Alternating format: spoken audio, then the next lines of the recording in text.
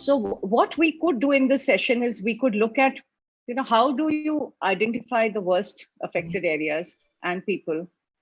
How do you assess? Yes, now it's visible.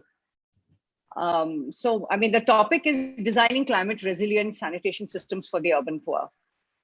And what we would, can you just move? Yeah. Yeah, can you just sort of move? Next slide. Yeah, yeah. So in this session, we will look at how to assess risk to sanitation infrastructure and services. What are the issues that are really being faced by the current sanitation systems, especially in developing countries? And what has been Shelter Associates' approach to addressing sanitation in critical areas? And then we'll open it up to the two members from the urban local bodies, Dr. Ketki Ghadge and Dr. Babasaheb Rajare also. And of course, we will then also have the voices from the communities. And then by the end of it, let's try and see if we can come out with some broad-based recommendations for building in sanitation a little more robustly in the climate change policy. So as we see in the Sustainable Development Goals, sanitation is placed under the 6th SDG, which really highlights the importance of sanitation. And I'll just quickly go through this. It talks about universal access to a safely managed sanitation facility and elimination of open defecation. Even today, you have 5.6 billion people who need to use safely managed services, and 1.7 billion people who just need to be shifted from open defecation to the use of sanitation systems by 2030. And of course, 6.3, which is again very relevant because it talks about improving water quality and wastewater treatment and reuse. So having said this, what is very interesting is when we were researching this a little bit more, we found that, the nationally determined contribution threw up some very interesting figures. And this was, done across 100 countries. And what came as a bit of a surprise was that, the NDC activities related to SDG 6 just occupied about 9% of, the connection tool indicated that there were only 630 out of 6,900 activities, which is just 9%, which were identified related to SDG 6. And within this, the SDG 6 related activities, only 2% were linked to access to sanitation and 3% to wastewater treatment. So that also again indicates that that sanitation has always been kind of a very low priority. I think this research really sharply brings that into focus. All of us know what are the effects of poor sanitation. I think your next slide will show it. All of us know that poor sanitation is linked to a lot of waterborne diseases, especially diarrhea. It really puts people at risk, especially children, and reduces the socioeconomic development. As of 2020, according to World Health Organization, 1.7 billion people still do not have basic sanitation services. And out of these, 494 million still defecate in the open. And 45% of household wastewater, which is generated, is discharged into river bodies without any safe treatment. And 10% of the world's population is thought to consume consume food irrigated with this wastewater, which is a pretty alarming kind of situation. This gets exacerbated when you come to the urban sanitation scenario, especially in cities. Here it becomes really very critical, because then you have, large cities, especially, who face in-migration all the time from the rural areas, which in a way leads to the densification of their slums, which are already very dense. It has a direct impact on poverty. Most of these areas are very, underserved with sanitation facilities. You find concentration of fecal matters and garbage across settlements. There are, of course, lots of environmental impacts of poor sanitation, not just on the poor, but on the rest of the city also. and very poor waste management systems, add to the woes. And you can see I mean, there's a visual sort of a thing that you can see: impact of litter and odor sometimes, which even precedes before you can enter that area. So these are some of the very disturbing outfalls of very poorly managed sanitation systems in cities. So, I mean, then we started looking at, when you start looking at vulnerable people and areas. So even amongst that, the developing nations are particularly vulnerable to climate change effects, and their capacity to respond becomes even more limited. But what happens is that this really impacts the underserviced areas, which are normally the poor communities, the shanties, the slum dwellers, and even amongst them, the worst impacted are really the women. I mean, the women and adolescent girls are the ones who really, really face the impact of, poor sanitation. So, what is it that? What are the effects of climate change on sanitation? If you look at it, all of us know that temperatures are rising due to the rise in, temperatures. It leads to very erratic rainfall. So either you have so much flooding that, especially areas where there's a lot of open defecation that is being practiced, you have a lot of fecal matter which is just running into the rivers and polluting a lot of river and water bodies. Or on the other hand, when you have, a drought-like situation where there is hardly any water, any rainfall, and you don't have enough water to even flush, systems which fecal matters which are actually carried by pipes. You don't have enough water to even flush them. Then very often the poor are forced to again go back and defecate in the open, or start using very ill-maintained community toilets. So you find that there is an impact that climate change has very, very directly on sanitation. And then what happens is that because rivers ultimately get polluted, water bodies ultimately get polluted, it really gives a steep rise to waterborne diseases, especially, on children. And it also leads down to, at the end of the day, breakdown of sanitation infrastructure and sewerage systems, which I think will come out sharply in the next slide. You have sanitation and wastewater systems. They contribute to greenhouse gas emissions, right? You find wastewater treatment systems are already very, very energy intensive. To run these processes, also to run these plants, especially when you have centralized STP plant, it takes up a lot of energy, to run these plants. And added to that are all the emissions that you have when, solid waste, organic waste starts, when it starts degrading. So you have emissions as well as energy intensive, systems, which actually apparently 3% of global electricity consumption is only on account of treatment plants. And in addition to this, degradation of organic matter during wastewater treatment contributes to 1.57% of global greenhouse gas emissions and 5% of global non-carbon dioxide greenhouse gas emissions. Now, these are very, very worrying kind of figures, but they're very, very poorly quantified. So what really ails our current sanitation ecosystem is structural inadequacies, of course. Lack of awareness about climate change. I think this is pretty rampant. Rapid urbanization, which hampers the city's capacity to provide safe and resilient sanitation solution. Also, lack of planning and innovation. When city planning has not made that connection, between climate change and sanitation, there's a lack of innovation. The wastewater treatments are still largely very energy intensive. And there is very little effort being made in generating, energy maybe from wastewater.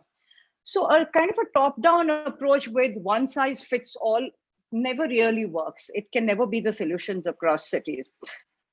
One of the things which is again very close to our hearts is lack of inadequate, usable, lack of data, which is often very inadequate and which is very unusable. There is plenty of evidence that emissions, greenhouse gas emissions from biological processes and wastewater treatments are major contributors in some countries, but they remain very poorly understood because of the lack of data availability. You have, discharge of untreated water into the environment. And, very often technologies like septic tanks and pit latrines, they're also sources of emissions, but they have been very poorly quantified. And I think data on the vulnerable communities in cities is often always missing. I mean, we also worked in several cities, and we find that data about the poor is largely missing. And whatever infrastructure is laid out there has never been quantified. That piece is also missing. So it really restricts the government's or the urban local bodies' ability to then respond, and plan resilient sanitation systems. And the other thing which comes into very sharp focus is lack of, community involvement. You have vulnerable communities who are facing, the ill effects of climate change on a day-to-day basis. Their experiences just don't find a place in the policies that are meant really for their well-being. I thought the IPCC report was very interesting because, it's the fifth IPCC report, which is an intergovernmental panel on climate change. They have really highlighted how important it is that investments are made in basic sanitation infrastructure and behavioral change, which is focused on sanitation initiatives, because you're already talking of moving 1 billion people from practicing open defecation to safer and more resilient systems. How are you going to do that if you don't invest in behavioral change in a very big way? So that I thought was a very interesting point. So this is kind of a global overview of the impact of climate change on sanitation, which remains very poorly measured, to date, and which really needs to be very seriously looked into. So I thought from here we can move to what has been the shelter associates model, which is a small drop in the ocean, but we believe that it's probably a very robust model which can sort of be sort of shared here, because we have shifted about 1.5 lakh people across cities, across 7 cities, from practicing open defecation or using very unsafe community toilets to safe home toilets through our one home, one toilet model. And we've had an impact across these cities. I mean, as you can see, Maharashtra has been a geographical area of work, and our sanitation effort, one home, one toilet, we have actually implemented or facilitated this across 7 cities of Maharashtra, where we work very closely with the urban local bodies and community.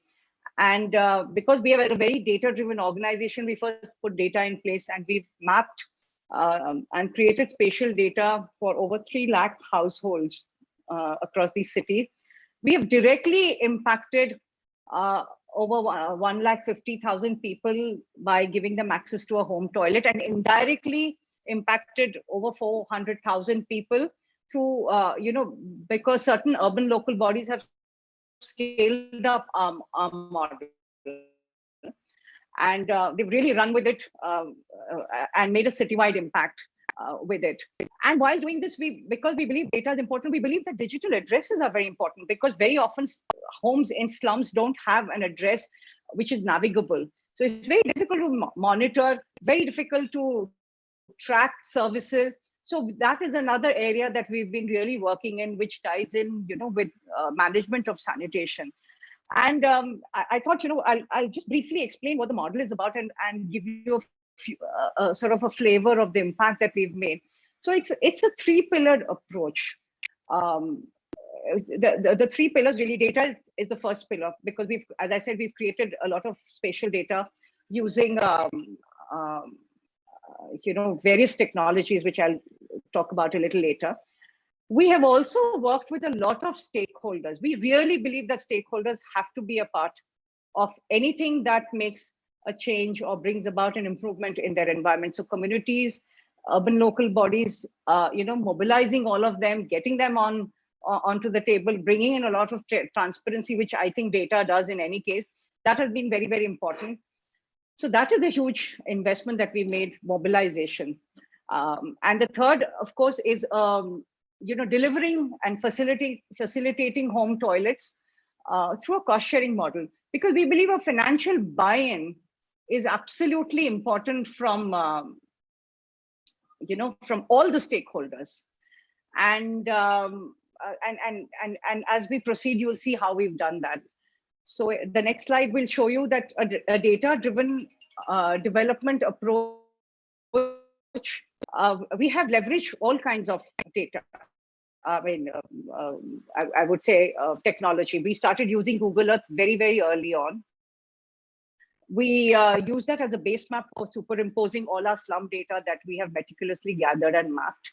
Then we use a lot of Android-based open source tools for gathering data, infrastructure mapping and household surveys. We integrate all of this data on a geographical information system, and then we generate plus code. Plus code is really an alphanumeric kind of a digital address, which takes you to the doorstep of that family. And that is another thing that we've invested quite a bit in the last couple of years. One of the impacts that I wanted to show, and this is one of the slums in Navi Mumbai, which is called Shramik Nagar. So pre-intervention, this is what data showed us, the spatial data. All the houses in blue were the ones who were using community toilets. You see the orange area over there, they were defecating out in the open there because the ratio was 1:65. For every seat, there were 65 people using it. Post-intervention, the 2% swing went up to 86%. So all those houses in pink are the ones now who have a home toilet. And that has reduced the toilet to person ratio to 1:10, which is like 2 families, maybe to 1 toilet seat in a community toilet, which makes it also easier for the urban local bodies to maintain community resources. So while we do this, as I said, we generate plus codes. Now, how do you use plus codes to even manage your sanitation? On one hand, people, of course, in the communities are very excited because they are able to leverage it for their personal use, whether it's Swiggy, whether it's Amazon, leveraging, online services as well as emergency services. But they found use of, this even in monitoring something that has broken down in their slum. I mean, we have given plus codes even to the community toilet blocks. So if there is a pan which is broken, or a door that is broken, or something that has collapsed, or there is a manhole which is overflowing, they're able to give the very precise location to the local ward office, who then find it very easy to access that particular place because it is navigable on Google Earth, Google Maps, and reach it and then attend to it. So, this kind of leveraging of plus codes for improved sanitation is something that we have been seeing happening in a few settlements, and maybe some of the others can talk about it later. Maybe the communities might want to talk about it later. These are some of the finished toilets, and some of you must be wondering how come they're all looking different. They're all looking different because we just give them the basic material, which is subsidized through CSR funding. We give them the material to construct the toilet, and they construct it at their own expense. And we've noticed that they don't just fund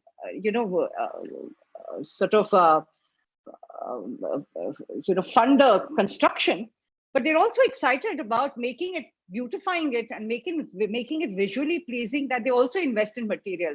One of the statistics that came across very clearly in our data was that almost 40% of the families who've had the benefit of one home, one toilet have invested in upgrading either partially or fully their homes. So, through sanitation, we've been able to also impact the, upgradation of homes.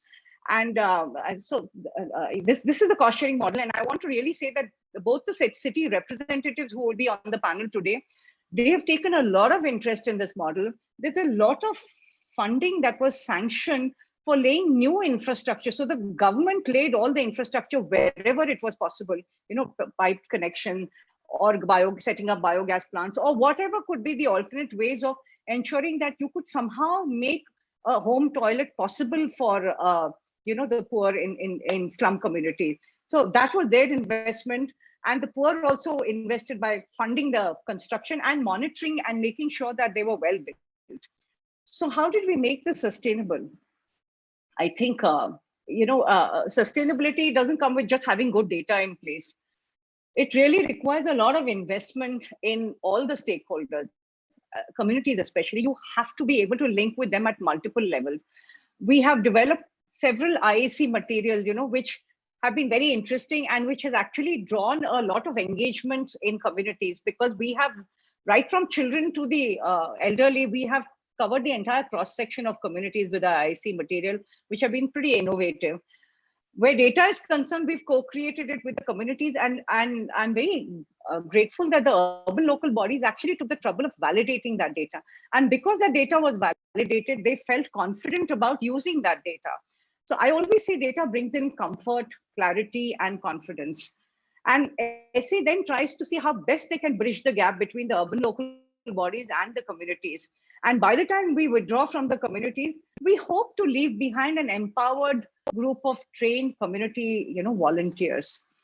I think the next slide will give you a sort of a glimpse of what are the different kind of mobilization activities. I mean, there's a whole range of it, right from hand washing with small children, doing transect walks to community toilets, do street plays. We have puppet shows, we have snake and ladders, and maze activities tailored to sanitation, and even for COVID, awareness. We did a lot of work on that.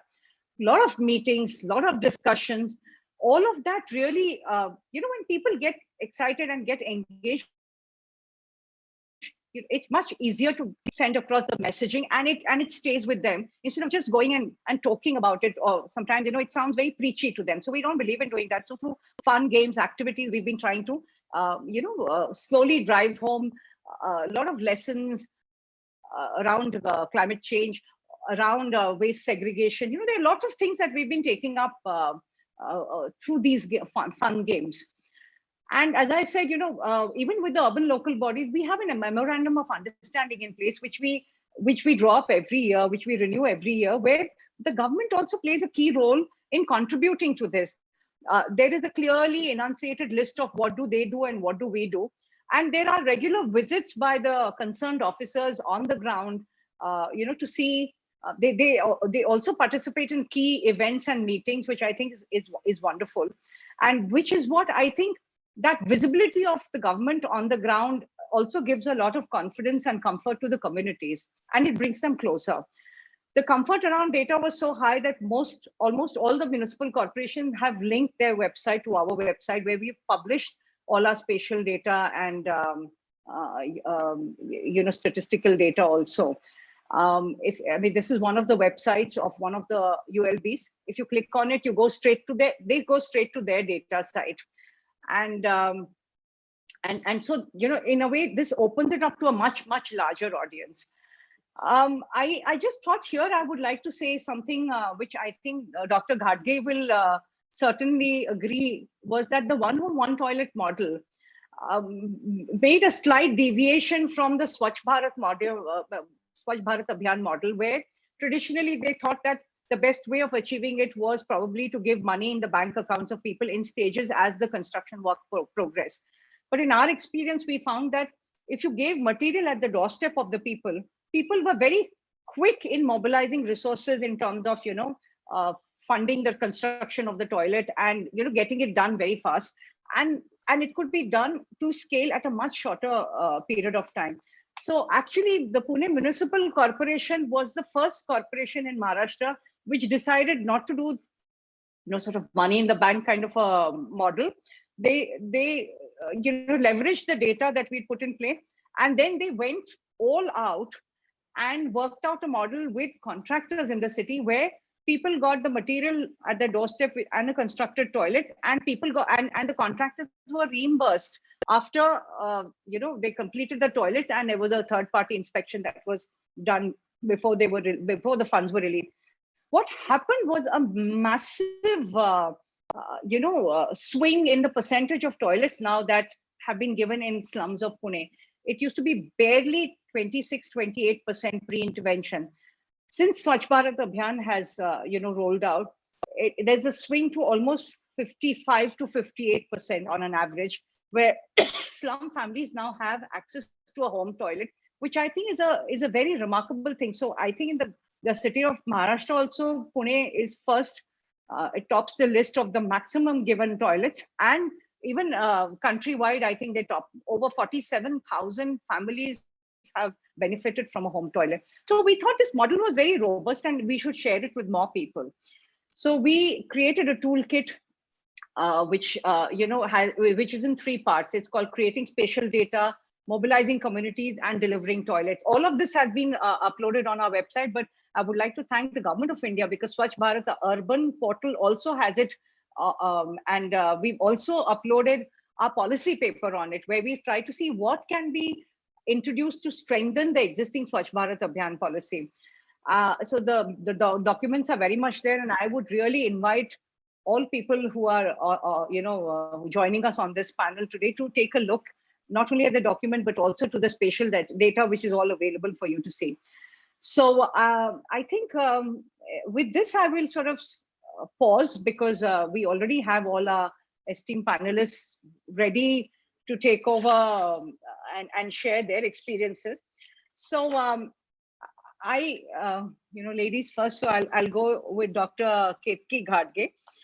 She's the assistant medical officer at the Pune Municipal Corporation. So just a very brief introduction to her. She has been working with the Pune Municipal Corporation for several years. I know that she's been working with the solid waste management department itself for the last 14 years or so, and has devoted her time to work on development and planning issues, including solid waste management, natural source management, and energy conservation and sanitation.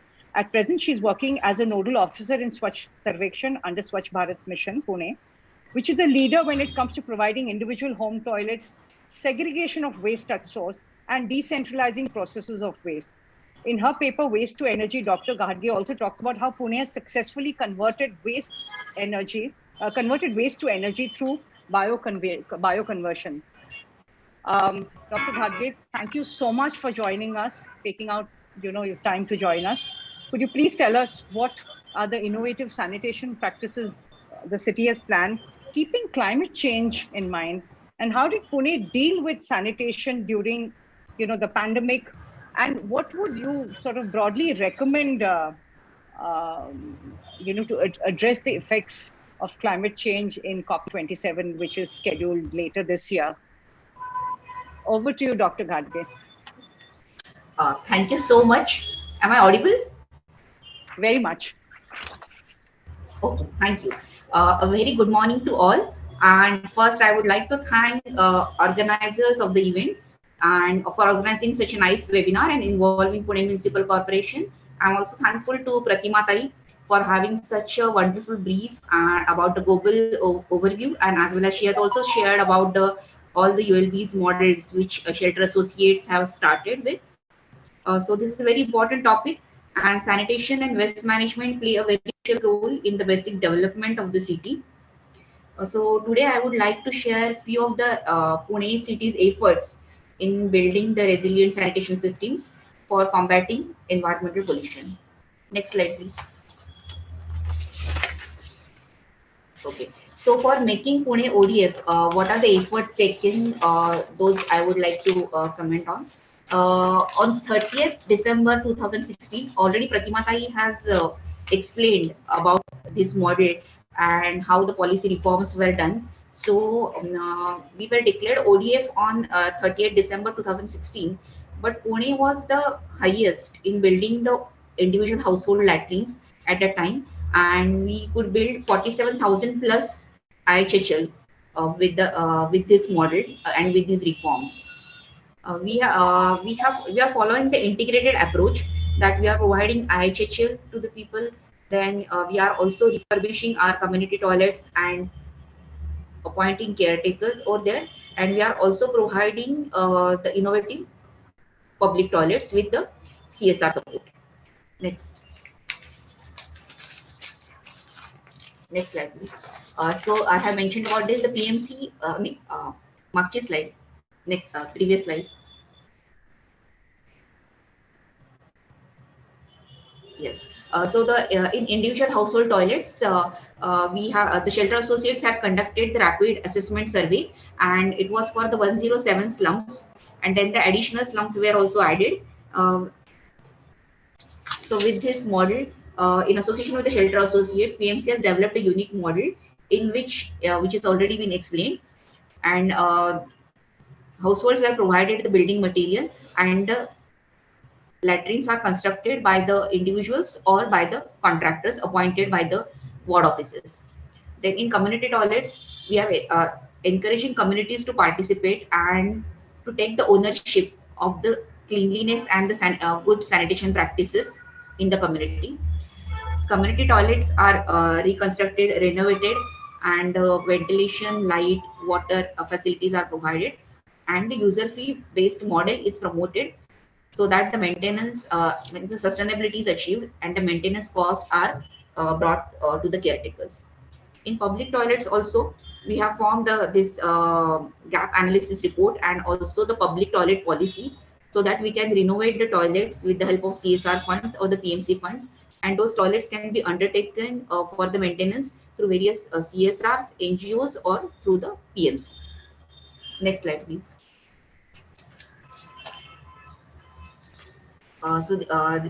This is about the Pune city's profile. We have a population about 50 lakh. Recently, we have incorporated 23 new villages, and now the Pune has become the biggest city in the Maharashtra because it is bigger than the Greater Mumbai now. Our area was around 330 square kilometers initially, and now it is around 510 square kilometers. Total waste generation is around 2200 tons, which is separated into dry and wet waste. Household hazardous waste we are collecting around 9 metric tons, which includes the sanitary waste. And sanitary waste is apart from that, which is a 4 tons. Then we have in sanitation component, we have a community toilets and public toilets. We have 709 public toilet community toilet blocks and 515 community toilet blocks. We have more than 15,000 seats for this. We have a drainage lines of around 2,123 square kilometers in the old area network, and 97% of the city's drainage is covered. So we could facilitate this IHHL and also the community toilets. Coming to the challenges, the growing population, and the big challenge is around 20 to 25% of the population is residing in the slums, and some of the slums are unorganized or unauthorized slums. So providing the sanitation systems, both the solid waste management as well as the sanitation to the urban slums is a major challenge. As per the census, only we need to build only 16,117, which we have already completed, but this can be projected to about 2100 531 in 2015. That target is already been achieved. Next slide, please.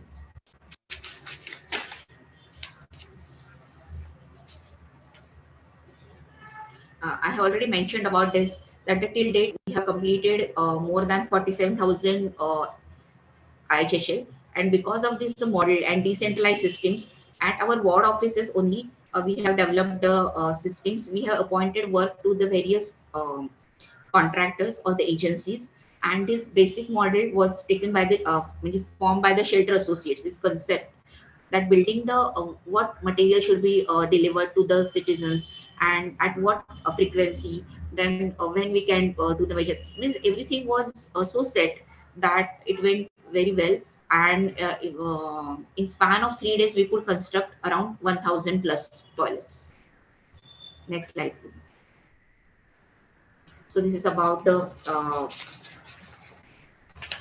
same model.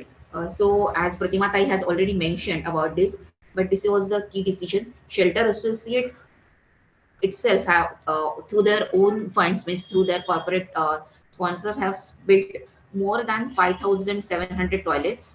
They have conducted rapid household survey for 107 slums, and we have involved various corporates, NGOs, then participation of CREDAI, that which is a local builders association, and elected representatives.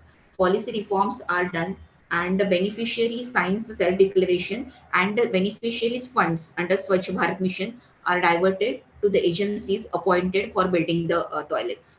So this went very well, and the major advantage was the drainage network, which was a very strong. And through the survey done by the shelter associates, direct connectivity is addressed, and as Tai has mentioned, we could trace those things, data, and clear, comfortable, and confident data we had with the help of the institute. And this data was validated by our engineers, our ward office officers, so that we have those validation maps with us, and all the information is uploaded on our website, on the Shelter Associates website, which is linked to our website. Next, for the community toilets, we have undertaken the refurbishment and maintenance model. The community toilets are improved with the improved ventilation, lighting, overhead tanks, hand wash facilities, steel doors, etc. And with this model, around 15,000 seats are being renovated. And the Shwas project, Samagra Empowerment Limited, and the Yardi Vasti Vikas Prakalpa, they are helping in maintaining or sustaining these toilets. Under Shwas, we have also constructed or reconstructed the toilets. But the important point is that there are the community level engagement which is happening through shelter, Shwas, Samagra, or Yardi Vasti Vikas Prakalpa. So the communities are strengthened, and the social workers or the volunteers are being identified from the communities. In 13 ward offices, around 600 toilet blocks are being maintained by Adivasi Vikas Prakalpa. And out of this, there are 237 sanitation committees are formed.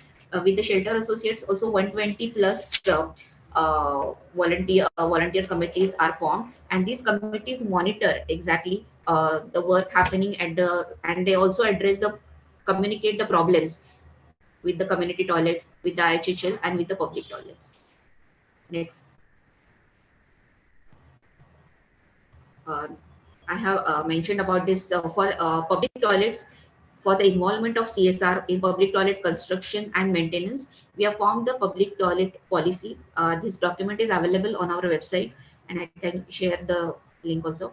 And this is the first public toilet document in the country, which clearly mentions the what are the recommendations which are mandatory, and also the additional recommendations which can be made, and what are the costs incurred for the same, and also the maintenance model, how it can be maintained with the help of either community or with the municipal corporation or with the NGOs.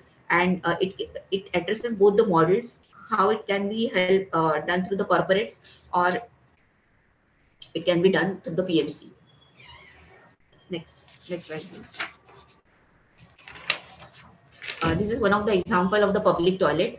Actually, this is a T is TI means toilet integration, which means she in Marathi. It is exclusively for women, and there are this is the old buses of the PMPL, which are the scrap buses, are being refurbished by the PMC and through the CSR, and it is maintained by the company called Saraplast, and there are 6 units are provided, and these toilets are comprised with the Western and Indian toilet and the shower cubicles. There are taps with the water saving technology. There is a panic button in case of emergencies. There's a digital feedback system, and also it has a trained female attendant.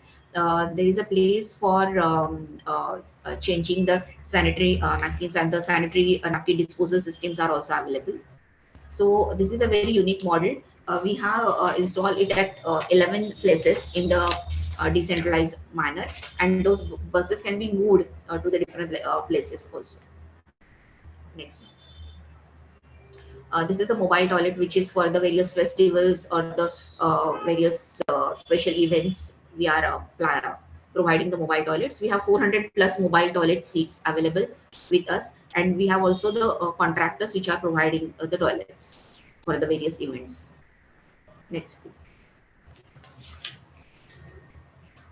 Coming to the sanitary waste management, actually this is a very important issue, and we have in Pune, we have a good model of waste pickers.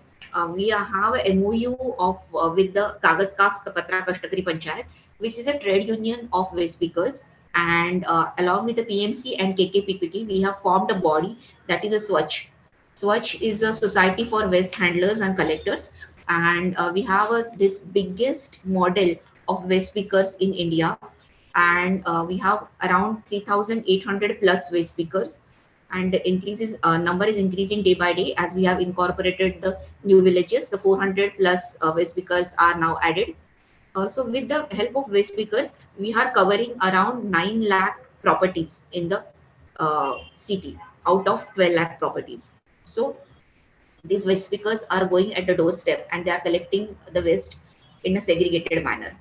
Along with the segregation, we are also focusing on the sanitary waste collection, and we have organized various workshops, meetings with the citizens, then also on the bulk waste generators of the sanitary waste for uh, ideal, and we are explaining them the ideal method of collection of the sanitary waste. You have to just grab the sanitary waste, and everybody is aware about this red dot campaign.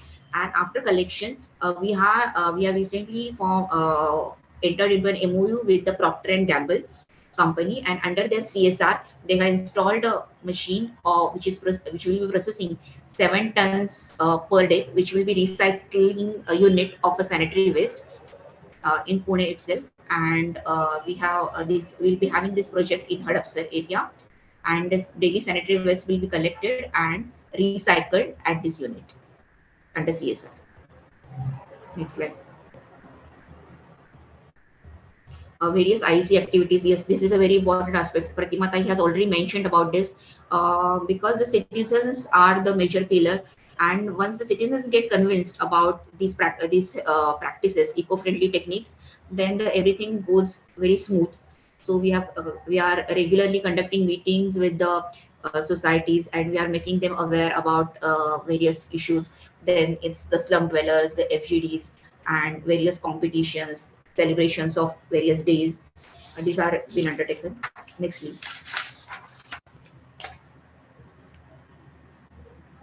The key target groups are the homemakers or the slum dwellers, then the elected representatives, schools, colleges, and residential societies, and various awareness material. Lot of awareness material is prepared, and there are various corporate partners also which are joining with us. Then there are various NGOs, and they are also helping us in various models. So these are some of the glimpses about the citizen awareness and participation. But we are regularly organizing various drives like the Blogathon drive, then the World Toilet Day celebration, various days celebration, and the citizens are participating because the citizens' participation is most important. And we have also formed the Mohalla committees at the decentralized level and also at the centralized levels, which act as a bridge between the citizens and the government. Next. So during COVID pandemics, the various activities were undertaken. So this cloth pad project was also promoted during the pandemic, so that we could create the less waste. And it is one of the very important initiative under 3R. In these 2 years, around 8,000 cloth pads are being sold to the waste speakers, and these practices are also promoted. Then we are also conducting the workshops at various. Actually, during the COVID, there were various restrictions, but now we are also making the various communities and the school children also aware about this, and we are regularly conducting health hygiene workshops for all these stakeholders. In COVID also, for the community toilets. It was a very it was the center for the spread for the COVID. So there were a lot of activities undertaken for combating the spread of COVID through the community toilets.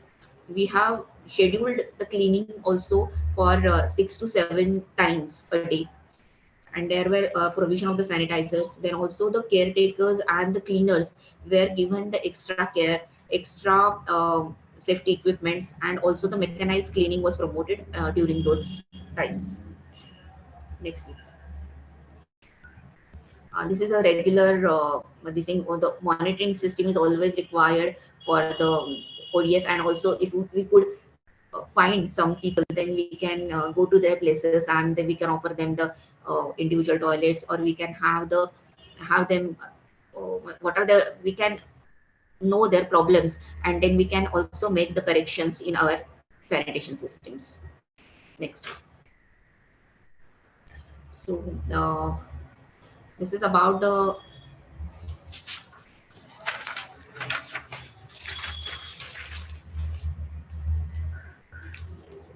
future plan, how we can initialize the partnership with the CSR companies for construction, renovation and maintenance of the public toilets.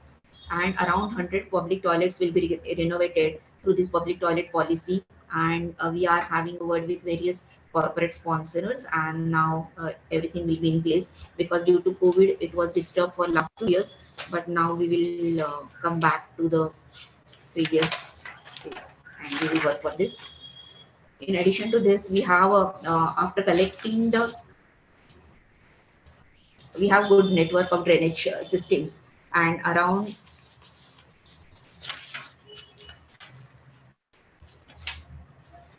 sewage generation is around Dr. Ghalge, 625 if I mld. may And interrupt. for this, oh, we have next slide or no? You want to speak something? No, you are anyway coming to the end of your presentation.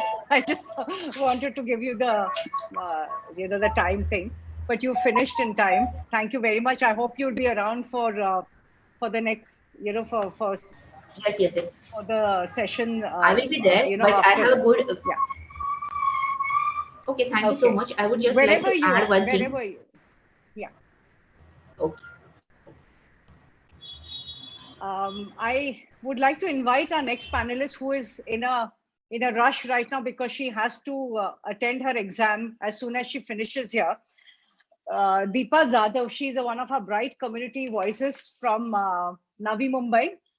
Deepa is 29 years old and has been living in one of the communities in Navi Mumbai. She got married right after she finished her high school, and now she has 3 kids. She comes from a Banjara community where all women have to cover their faces while talking to men. Her community has been always looked at as a filthy place, but Deepa chose to become a volunteer with us and transform her community into a clean and beautiful area. So here, this is where I would request the translation from Mrs. Zog. Do I need to switch to something? I will ask her the question. I'll ask her the, yes, I can hear you. Hello everyone. Yeah, okay. Very good morning.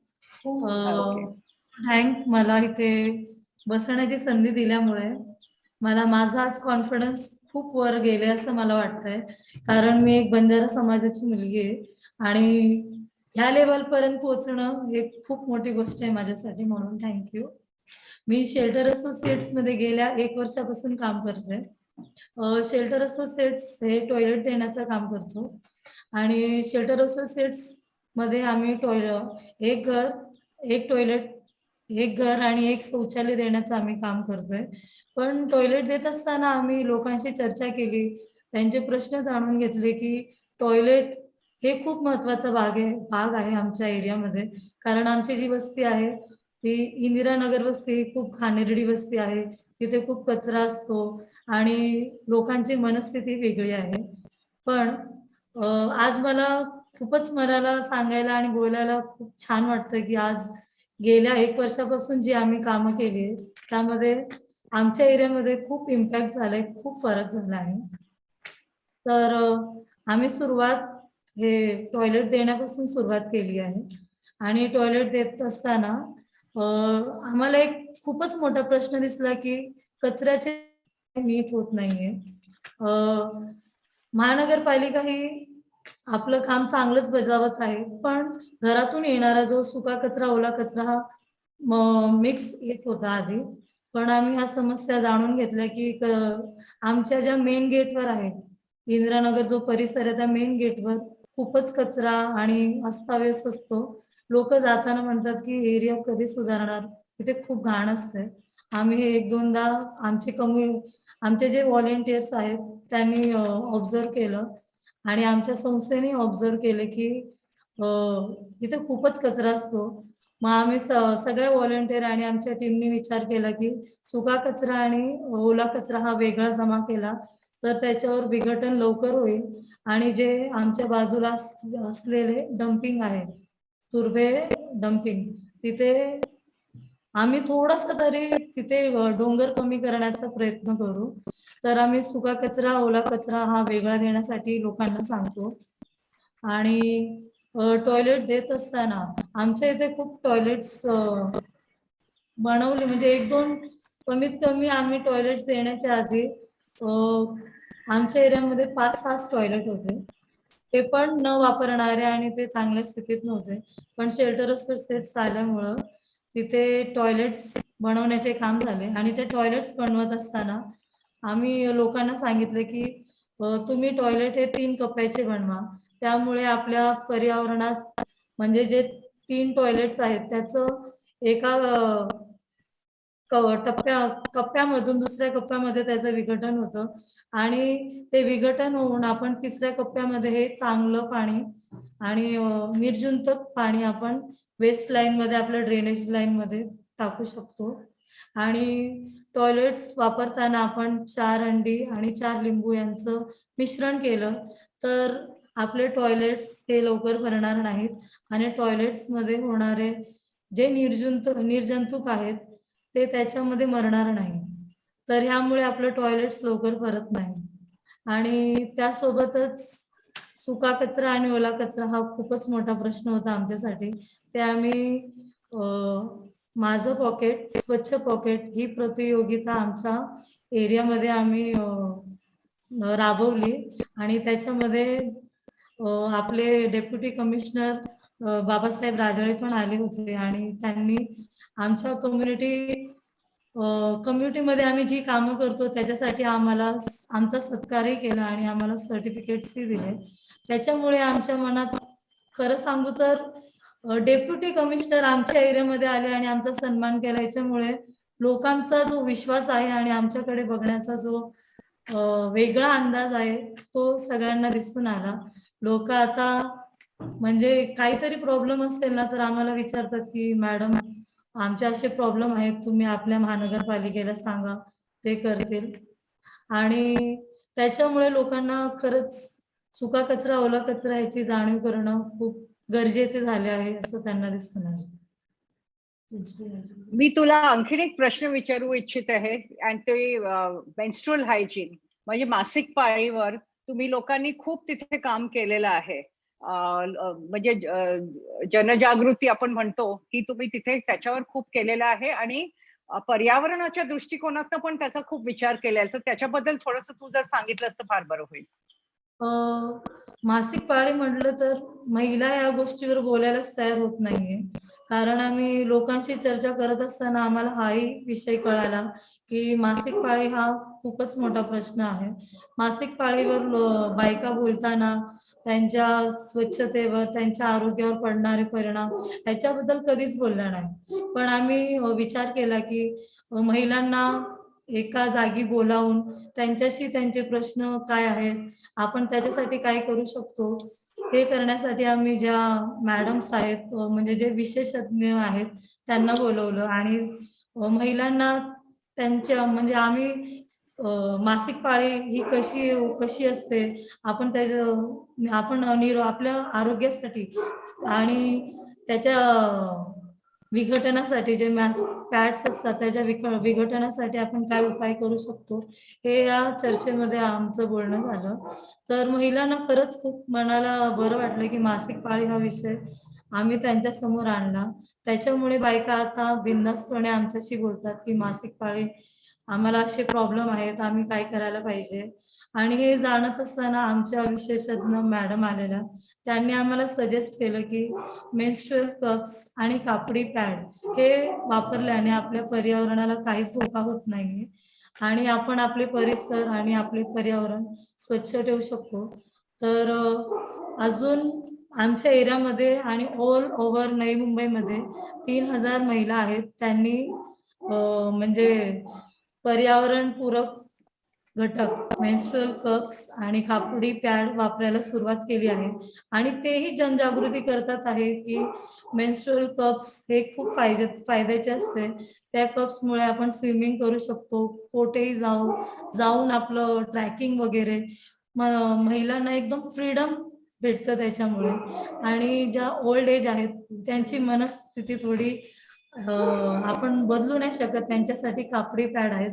ते कापडी pad use करून त्यांचा अनुभव आम्हाला सांगत आहेत की खरंच कापडी पॅड हे आपल्या स्त्री म्हणजे आपल्या जन्म आणि मृत्यू ह्याच्यामध्ये आपलं जे मेन पिरियड हा खूपच मोठा प्रॉब्लेम आहे.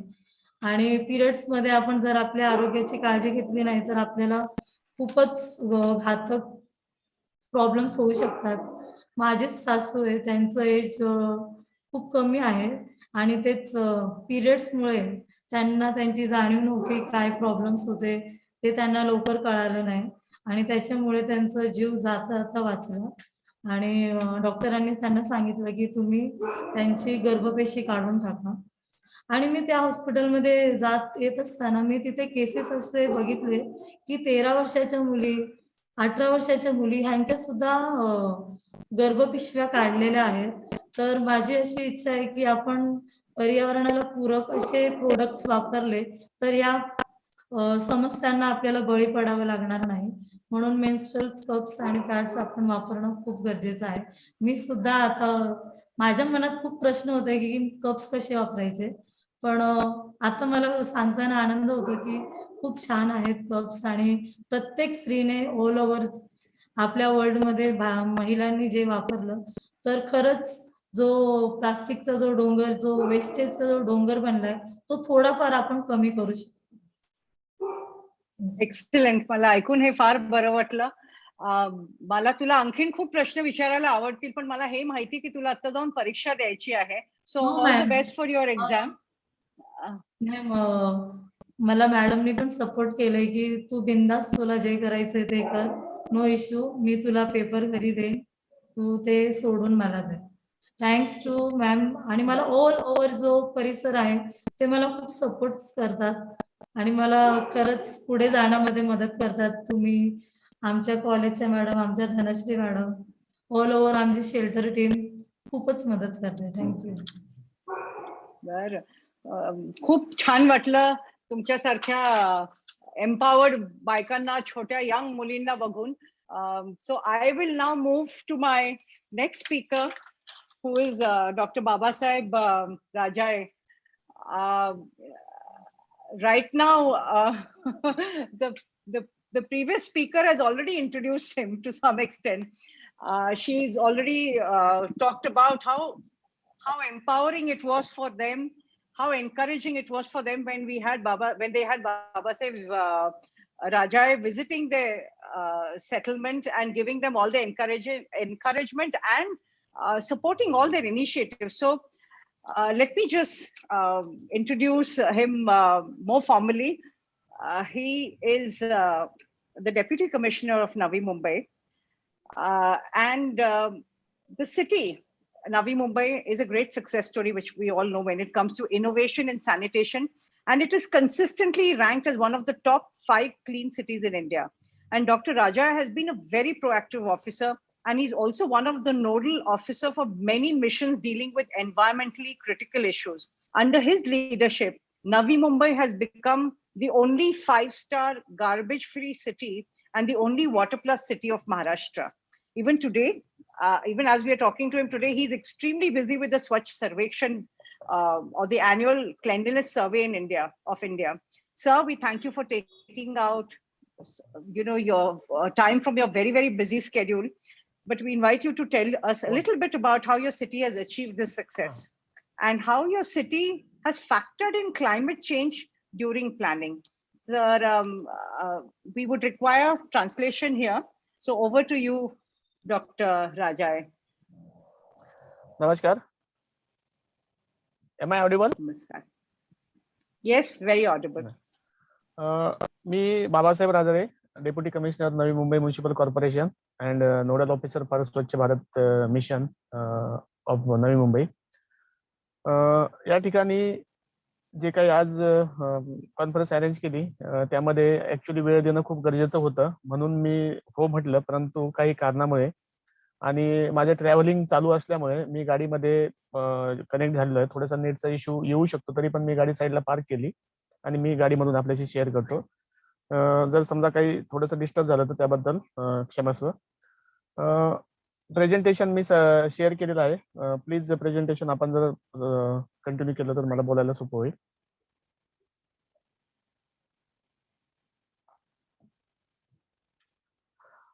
एक नवी मुंबईच्या ज्या सॉलिड वेस्ट मॅनेजमेंट आणि सिवेजच्या अनुषंगाने नवी मुंबईमध्ये जे काही काम केलं जातं त्याबाबत मी एक थोडक्यात काही आपल्याशी शेअर करतो. आणि जर काही आपले काही क्रॉस क्वेश्चन असतील किंवा काही क्वेरीज असतील तर आपण नक्कीच विचारू शकता.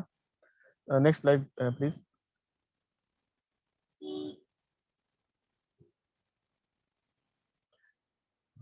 या ठिकाणी अजेंडा मी दाखवलाय आपल्याला, म्हणजे मी काय काय स्लाइड मध्ये दाखवणार आहे त्याबद्दल आहे. सिटी इन नटसेल वगैरे मी एक आपल्याला त्याबद्दल मी डिटेल सांगितलं. Next next please. Navi Mumbai महानगरपालिकेचा एकूण जो एरिया आहे तो 110 स्क्वेअर किलोमीटरचा आहे आणि त्यामध्ये आमचे 111 प्रभाग आहेत, इलेक्टोरल वॉर्ड्स. त्यामध्ये जे काही आमचं पॉप्युलेशन जे आहे ते एक 15 लाखाच्या आसपास पॉप्युलेशन आहे आणि मेल फिमेल रेशो जो आहे त्यामध्ये 54% मेल 46% फिमेलचा रेशो आहे. आमचं जे शहर जे आहे हे म्हणजे कॉस्मोपॉलिटन शहर आहे. यामध्ये वॉटर सप्लायसाठी आमच्या स्वतःच्या मालकीचं 450 MLDचं स्वतःच्या मालकीचं धरण आहे. आणि या शहरामध्ये संपूर्ण ठिकाणचा जो काही कचरा आहे तो 100% कलेक्शन आणि ट्रान्सपोर्टेशन केलं जातं. त्याचं सायंटिफिक डिस्पोजल केलं जातं. त्याच्यामध्ये सॅनिटेशनच्या संबंध जर बोलायचं झालं तर आमच्याकडे 406 CTPT आहेत आणि 7 आमचे STP आहेत की जे पुढच्या 30 वर्षाच्या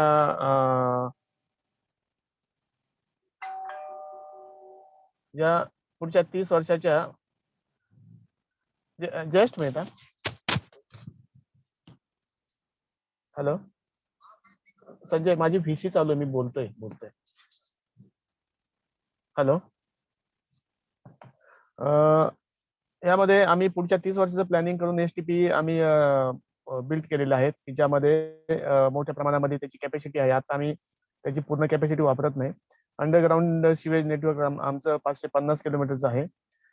आमच्याकडे 60% जे आमच्या बसेस आहेत त्या इलेक्ट्रिक बसेस आहेत आणि त्यामध्ये त्याचा जो डेलीचा फ्लीट आहे तो म्हणजे 600 बसेस आहेत. आमच्याकडे 150 बायसिकल्स, इलेक्ट्रिक बायसिकल्स आहेत ज्या रेग्युलर वापरामध्ये येतात. आणि मला सांगायला यामध्ये आता मॅडमनी पण ओळख करून देताना सांगितलं आणि मला सांगायला यामध्ये आनंद वाटतोय की नवी मुंबई हे शहर जे आहे, ज्या वेळेस स्वच्छ सर्वेक्षण चालू झालं 2014 मध्ये आणि पहिलं असेसमेंट झालं 2015 मध्ये, त्यावेळेस सर्व महानगरपालिकांना किंवा त्यांच्या नोडल ऑफिसर्सला माहिती आहे की सर्वेक्षण कोण करतंय, कधी करतंय, कोणी केलं, काय केलं ही आपला आयडिया नसताना असेसमेंट होऊन गेले. त्या असेसमेंटमध्ये काय काय क्रायटेरिया होता तो आपल्याला टूलकिट न देता अचानक विचारलं गेलं आणि त्यामध्ये नवी मुंबई भारतामध्ये 3rd क्रमांकावर व महाराष्ट्रामध्ये पहिल्या क्रमांकावर आली होती. आणि नवी मुंबई सातत्याने महाराष्ट्रामध्ये पहिल्या क्रमांकावर आहे. मागच्या 2021च्या सर्वेक्षणमध्ये नवी मुंबईने भारतामध्ये 3रा क्रमांक पटकावला होता आणि 2020च्या सर्वेक्षणमध्ये आणि 2021च्या सर्वेक्षणमध्ये cleanest city of India in category of 10 lakh to 40 lakh population म्हणून आम्हाला सन्मान मिळालेला आहे. आणि त्याबद्दल मी आमच्या सर्व टीम्स, आमचे कमिशनर, आमचे सिटीजन्स यांना सर्वांना त्याबद्दल आम्ही नेहमीच धन्यवाद देतो, कारण त्यांच्या सपोर्ट शिवाय हे शक्य नाही आहे. दुसरी गोष्ट जे काही सांगितलं आता की भारतामध्ये जे काही एक मोजक्या शहरांना वॉटर प्लस आणि 5 स्टार मानांकन मिळालेलं आहे, त्यामध्ये महाराष्ट्रामधून एकमेव नवी मुंबई आहे. आणि वॉटर प्लस म्हणजे ज्यामध्ये सगळ्यात मेजर रोल येतो सॅनिटेशनचा, प्लस त्यामध्ये म्हणजे ओपन डेफिकेशनची जी कॅटेगरी आहे त्यामधलं हायेस्ट मानांकन जे आहे ते वॉटर प्लस आहे आणि ते नवी मुंबईला मिळालेलं आहे. आणि या अनुषंगाने आम्ही नेहमीच काम करतो आणि या अनुषंगाने आमचे वाटचाल चालू आहे. आमच्या 2017 मध्ये ODF आम्हाला मिळालं होतं, 2018 मध्ये ODF प्लस प्लस मिळालं आणि 2021 आणि 22चे मी रिझल्ट काय लागले ते आपल्याला सांगितलं आहे. यामध्ये मोठ्या प्रमाणामध्ये 4320 सिटीजनी भाग घेतलेला होता आणि त्यामध्ये फक्त 9 शहरांना वॉटर प्लस दिलेला आहे आणि त्यामध्ये नवी मुंबई एक शहर आहे. Next please.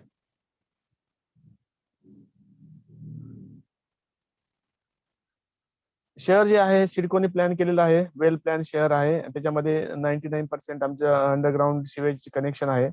आमच्याकडे जे टॉयलेट्स आहेत त्या टॉयलेटसाठी आम्ही कॉम्प्रिहेन्सिव्ह मेंटेनन्स कॉन्ट्रॅक्ट दिलेले आहेत. आमच्याकडे 100% आउटसोर्सिंग आहे. कुठल्याही प्रकारे महानगरपालिकेच्या माध्यमामधून स्टाफ ठेवून काम केले जात नाही. प्रत्येक ठिकाणी एजन्सी अपॉइंट केली जाते आणि त्यांच्याकडून काम करून घेतलं जातं.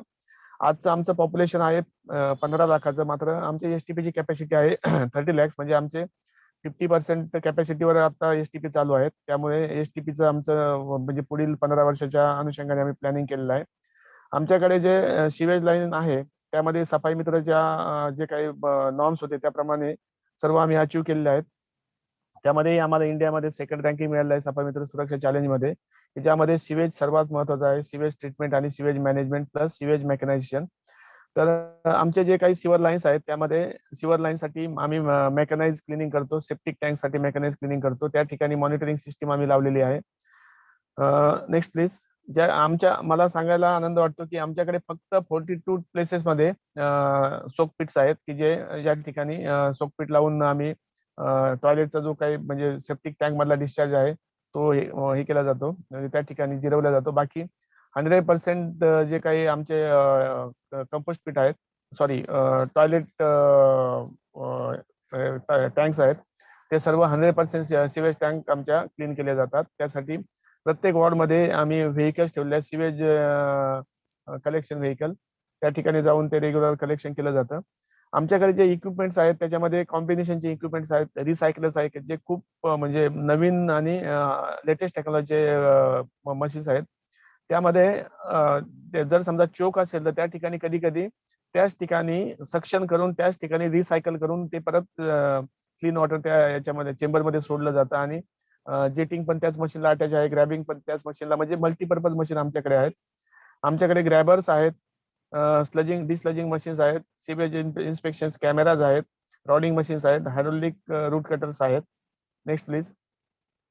हे सांगण्यामागचा हेतू आहे, आमच्याकडे मशिनरी काय आहे आणि आम्ही काय करतो हे सांगण्यामागचा हेतू आहे की यामध्ये आपण कुठेही मॅन्युअल हँडलिंग होऊ देत नाही. प्लस या ठिकाणी जे काही आता मागाशी मॅडमने सांगितलं होतं की सॅनिटेशन आणि सिवेजमुळे जे काही ग्रीन हाऊस गॅसेस इमिशन्स होतात आणि त्यामुळे जे काही आपल्याला प्रॉब्लेम्स निर्माण होतात किंवा आपण नेहमी त्याच्यावर म्हणजे चर्चा करत असतो, तर ते कमीत कमी कसे करता येईल आणि त्यासाठी कमीत कमी हँडलिंगही कसं होईल त्याची मोठ्या प्रमाणामध्ये आम्ही काळजी घेतो.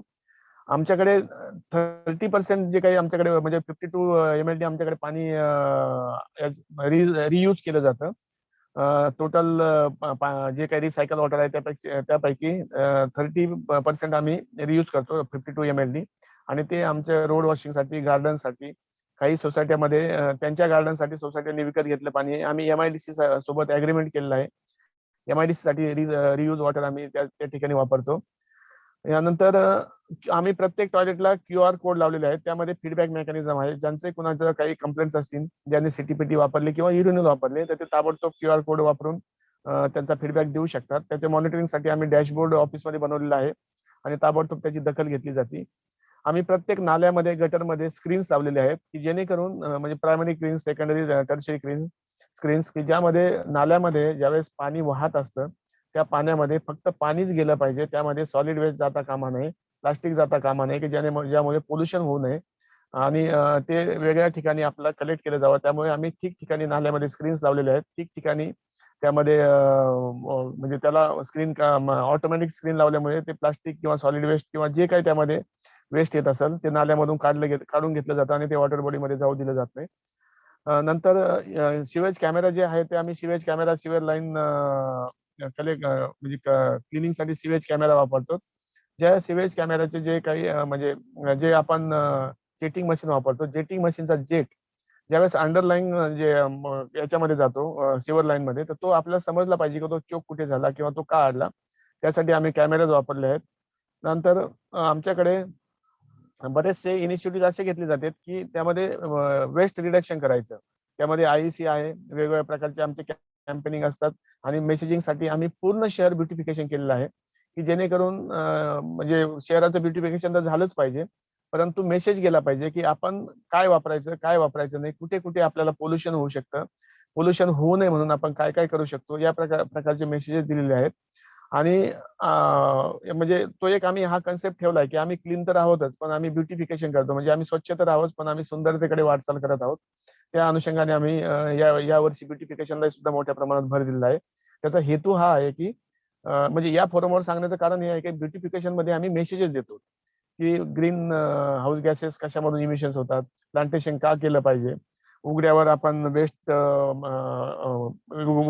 वेस्ट टाकलं नाही पाहिजे. म्हणजे या सगळ्या गोष्टी आम्ही त्यामध्ये ऍड करतो. Next slide please. यामध्ये जे काही कलेक्शन, सेग्रिगेशन आणि ट्रान्सपोर्टेशन आहे, 100% डोर टू डोर कलेक्शन आहे, 100% सेग्रिगेशन आहे. ट्रान्सपोर्ट जे काय आहे लँडफिल साईडला, प्रोसेसिंग साईडला, त्या ठिकाणी कम्प्लीट क्लोज बॉडीमध्ये ट्रान्सपोर्टेशन केलं जातं, त्या ठिकाणी प्रोसेसिंग केलं जातं. आणि आमची जी सिवेज आणि सेप्टेज मॅनेजमेंट आहे ती व्यवस्थित आहे. मी या कॉम्पोनंट बद्दल नेक्स्ट स्लाइड मध्ये तुम्हाला मी सविस्तर सांगेलच. Next please. कलेक्शन 100% कलेक्शन साठी आमच्याकडे जे कॉन्ट्रॅक्टर्स आहेत त्यामध्ये आम्ही सगळ्यात महत्वाचं म्हणजे RFID टेक्नॉलॉजी, की जी 7 वर्षापासून आम्ही ते यूज करतो. यापूर्वी कधीही RFID टेक्नॉलॉजी वेस्ट मॅनेजमेंटसाठी वापरली गेलेली नव्हती. आम्ही 7 वर्षापासून म्हणजे 2007 मध्ये ही सुरुवात केलेली आहे. आणि आपण पाहत असाल की जी काही वरती गाडी दाखवली, त्या गाडीला बॅक साईडला दाखवले त्या ठिकाणी रीडर असतो, आणि बीन्स जे आहेत त्या बीन्सला खालच्या गाडीमध्ये दाखवल्या त्या बीन्सला RFID टॅग लावलेला असतो. हा RFID टॅग प्रत्येक सोसायटीच्या नावाने डिसिग्नेट केलेला असतो.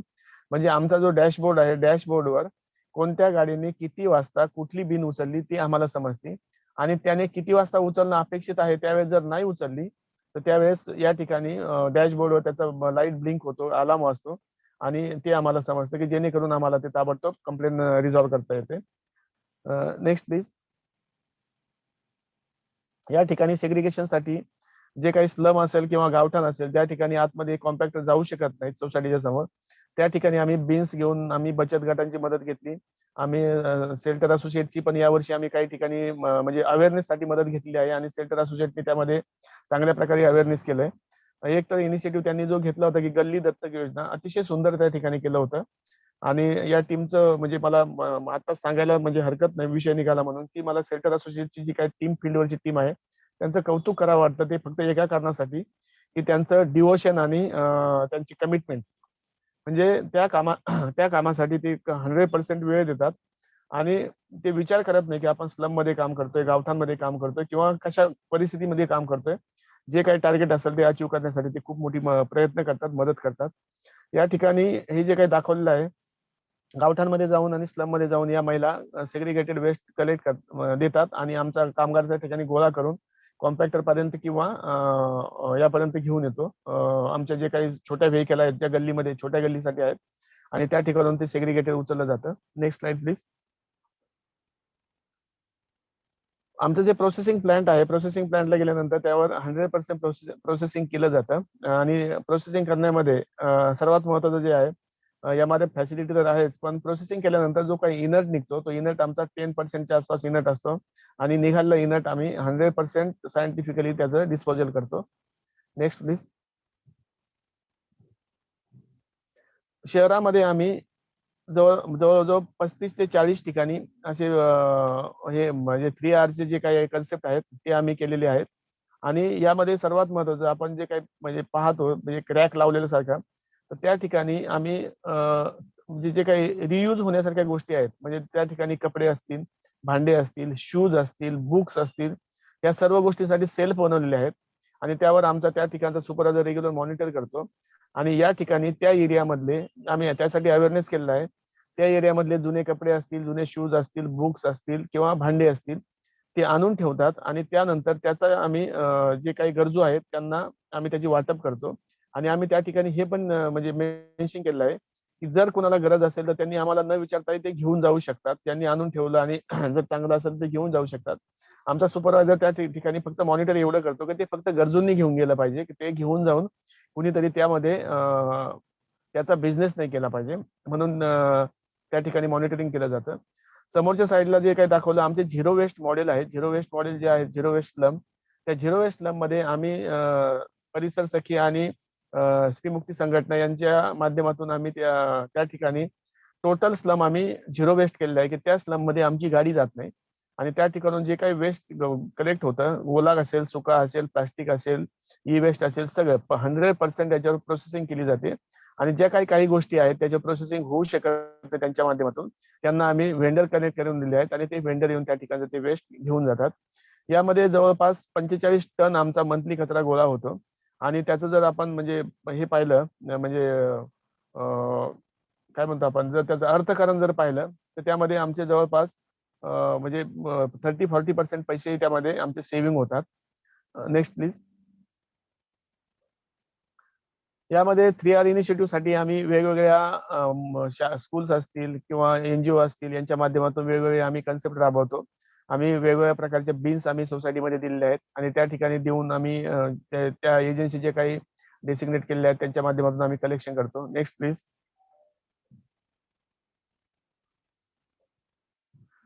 सिवेज आणि सेप्टेज मॅनेजमेंट मध्ये मी जे काही आता आपल्याला सांगितलं की आमच्याकडे जे STP ची कॅपॅसिटी आहे ती आमच्या रिक्वायरमेंट पेक्षा जास्त कॅपॅसिटी आहे आणि याचं प्लॅनिंग जे केलेलं आहे नेक्स्ट 25 इयर्सच्या अनुषंगाने आम्ही प्लॅनिंग केलेलं आहे. आमच्या सिवेज ट्रीटमेंट प्लॅनची कॅपॅसिटी 454 MLD आहे. मात्र आजचं जनरेशन जे आहे ते फक्त 215 MLD आहे आणि तेवढंच म्हणजे त्यामुळे 100% त्याचं ट्रीटमेंट केलं जातं. आम्ही 2 टर्शरी प्लांट काम चालू आहे, त्यामधून 400 MLD ट्रीटेड वॉटर जनरेट होणार आहे आणि त्याचं पण आम्ही सेपरेट अग्रीमेंट MIDC सोबत केलेलं आहे. Next please. आमचे जे कॉम्प्रिहेन्सिव्ह कॉन्ट्रॅक्ट मध्ये मी जे सांगितलं की आमचे जेवढे काही टॉयलेट आहेत ते टॉयलेट डेली 2 वेळेस दिवसातून वॉश केले जातात. वॉश म्हणजे टॉयलेट आतल्या बाजूने टोटल बाहेरचा प्रिमायसेस आणि जो काही टॉयलेटच्या भिंती वगैरे असतील त्या जेटने वॉश केले जातात की जेणेकरून त्याच्यामध्ये काही स्टिंकिंग वगैरे झालेलं असेल किंवा त्याच्यामध्ये काही डस्ट वगैरे असेल ते क्लीन झालं पाहिजे आणि 2 आवर फ्रिक्वेन्सी मध्ये आमच्याकडे मॉपिंगसाठी आतमध्ये हाऊसकीपिंग स्टाफ ठेवलेला आहे, त्यासाठी केअर टेकर ठेवलेला आहे. Next please. Composting at source साठी आम्ही मोठ्या प्रमाणात अवेअरनेस केलेला आहे. जे काही BWG आहेत, बल्कवेज जनरेटर सोसायटीज असतील किंवा बल्कवेज जनरेटर असतील किंवा आमचे काही वेगवेगळे जे स्पॉट असतील त्या ठिकाणी आम्ही कंपोस्टिंग साठी अवेअरनेस केलेला आहे आणि त्या ठिकाणी ऍट सोर्स त्यांचं सेग्रिगेशन केलं जातं, ऍट सोर्स त्यांचं कंपोस्टिंग केलं जातं आणि 100% त्याचं युटिलायझेशन केलं जातं. Next please. आमची जी जुनी लँडफिल साईट होती ती दाखवलेली आहे पाहिजे. आता मगाशी त्या मुलीने खूप सुंदर सांगितलं तिचा अनुभव आणि तिने काम करताना सोशल वर्करने तिने जे सांगितलं की जो जुना डोंगर होता आणि आम्हाला तो डोंगर कमी व्हावा असं वाटायचं आणि आम्ही जे काम केलं तर ते सुरुवातीची जी आमची कॅपॅसिटी म्हणजे हे लँडफिल साईट होती, डम्पिंग ग्राउंड होतं, ते क्लोज करण्यापूर्वी ते कसं होतं ते दाखवलं आहे आणि आता जे आहे त्या ठिकाणी टोटल गार्डन डेव्हलप केलेली आहे. त्या ठिकाणी कुणालाही समजणार नाही की ही पूर्वीची डम्पिंग ग्राउंडची साईट आहे आणि या ठिकाणी गार्डन डेव्हलप केलेले आहे. याचं कम्प्लीट रिमेडिएशन केलं आणि या ठिकाणी मात्र याच्या संदर्भामध्ये म्हणजे ग्लोबल वॉर्मिंगच्या अनुषंगाने जे काही नॉर्म्स आहेत ते फॉलो केले आहेत. या ठिकाणी सर्व गोष्टींची काळजी घेतली. त्या ठिकाणी क्लोजर करताना त्याचे लायनर टाकून क्लोजर केलं, त्यामध्ये आतमध्ये पाईप्स टाकून गॅस कलेक्शन केलं आणि गॅसचं फ्लरिंग करण्यात आलेलं आहे. कुठलाही गॅस हवेत मोकळा सोडलेला नाही आणि टोटल 100% सायंटिफिकली त्याचं क्लोजिंग केलेलं आहे. आजही आपण गेला तर त्यात कुठेही कुठल्याही गॅसेसचा वास येणार नाही. गॅसेस जे चेंबर ठेवलेले आहेत त्या ठिकाणी आता गॅस येणं बंद झालेलं आहे, तरी सुद्धा रेग्युलर आमची लॅबची टीम त्या ठिकाणी जाते आणि टेस्टिंग करते. Next please. सर आपल्याला आता थोडंसं आटोप घ्यावं लागणार कारण की we have a time limit here and there is one more person who has to speak. Okay. आमच्या जे काही व्हेकल्स आहेत त्याबद्दल दाखवण्यात आलेलं आहे की ज्या रेग्युलर कलेक्शनला क्लोज बॉडी व्हेकल जातात. Next please. वेगवेगळे इनिशिएटिव्ह जे काही घेतले आम्ही की रॉ हाऊसिंग सोसायटीज असतील किंवा सेल्फ हेल्प ग्रुप असतील त्यांना इन्व्हॉल्व करून आम्ही काही ज्या इनिशिएटिव्ह घेतले त्याबद्दल सांगितलं आहे. आम्ही प्लास्टिक बॅन बद्दल मास कॅम्पेनिंग वगैरे घेतो, मोठ्या प्रमाणामध्ये पेनल्टीज आम्ही इम्पोज करतो. Next please. शहरामध्ये आम्ही आता मी जे सांगितलं की आम्ही जे काही वेगवेगळ्या वॉटर बॉडीजला त्यामध्ये त्याचं पोल्युशन होऊ नये म्हणून आम्ही काय केलं, जे स्क्रीन लावलेत किंवा आमच्या वॉटर बॉडीज कशा आहेत, आम्ही म्हणजे छातीटोकपणे सांगू शकतो की आपण कधीही आमच्या वॉटर बॉडीजला भेट द्या आणि आम्हाला त्यावर फ्लोटिंग सॉलिड वेस्ट दाखवा, आपल्याला कधीही भेटणार नाही. आणि यासाठी आपले शेल्टरचे जे काही म्हणजे रिप्रेझेंटेटिव्ह या नवी मुंबईत काम करतात त्यांच्याकडून पण आपण फीडबॅक घेऊ शकता. Next please. आम्ही एक या ठिकाणी स्वच्छता पार्क डेव्हलप केलेला आहे, त्याबद्दलची माहिती आहे. फूड बँक आहे. आम्ही अवेअरनेससाठी शंकर महादेवांच्या माध्यमातून आम्ही 21 डेज चॅलेंजचा कार्यक्रम घेतला होता, त्याबद्दल यामध्ये सांगितलं आहे. Next please. आम्ही जे काही म्हणजे फ्युचर प्लॅन आहे त्याबद्दलचं यामध्ये सांगितलं की आम्हाला म्हणजे 100% रियूज करायचं ट्रीटेड वॉटर किंवा याबद्दल सांगितलेलं आहे.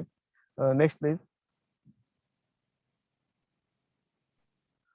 मला असं वाटतं की मी जेवढं काही म्हणजे शक्य होईल माझ्या म्हणजे बिझी शेड्यूल मध्ये आणि आपल्या वेळेप्रमाणे तेवढं मी सांगण्याचा प्रयत्न केला. या ठिकाणी शेल्टर असोसिएटने इनिशिएटिव्ह घेऊन ग्लोबल वॉर्मिंगच्या अनुषंगाने आणि म्हणजे जे काय म्हणजे सेमिनार आयोजित केला त्याबद्दल मी त्यांना धन्यवाद देतो. आणि जे काही त्यांचं काम चालू आहे, त्यांनी जे काही मला वाटतं आमच्याकडे जवळपास 4000 हाऊस होल्ड टॉयलेट्स शेल्टरच्या माध्यमातून आमच्याकडे दिलेले आहेत. त्यामुळे त्याचाही खूप मोठ्या प्रमाणामध्ये फायदा होतो आणि लोकांनाही अवेअरनेस झालेला आहे, लोकांनाही सवय लागली. त्या ठिकाणी आमचे जे सीटीपीटी होते त्यावरचा लोड कमी झालाय आणि म्हणजे इंडिव्हिज्युअल टॉयलेटमुळे तो मोठा फायदा झालेला आहे. मी आयोजकांना आणि सर्वांना म्हणजे शुभेच्छा देतो आणि धन्यवाद देतो. थांबतो. नमस्कार. Thank you so much. Thank you so much.